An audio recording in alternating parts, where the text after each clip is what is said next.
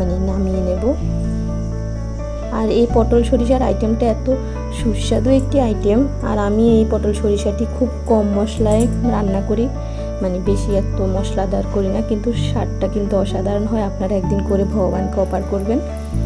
তো এবার আমি সবগুলো পটল নিয়ে নেব। আমি পটলগুলো ভেজেছি কিন্তু মানে সাদা তেলে, কিন্তু আমি এখন রান্না করব কিন্তু সরিষার তেলে, যেহেতু সরিষার আইটেম সরিষার তেলেই পটলগুলো রান্না করলে ভালো লাগে। আর আপনারা চাইলে ভাজিটাও সরিষার তেলেই করতে পারেন পটল যখন ভাজবেন। তো এই যে এখানে আমি অল্প একটু সরিষার তেল দিয়ে দিয়েছি, আর এখানে আমি দিয়ে দিয়েছি 1 চা চামচ জিরে। তো জিরেটা যখন একটু হালকা লাল হবে, এর মধ্যে আমি সামান্য একটু হিং দিয়ে দিয়েছি। তো হিংটা যখন একটু লাল হবে, তো আমি দিয়ে দেবো পরিমাণ মতো জল, যেহেতু এটি মাখো মাখো হবে। আর পটলগুলো কিন্তু অলরেডি 95% সিদ্ধ হয়ে গেছে, এই কারণে জল পরিমাণ কিন্তু বেশি দেব না, অল্প পরিমাণেই দেব। আমি 10টা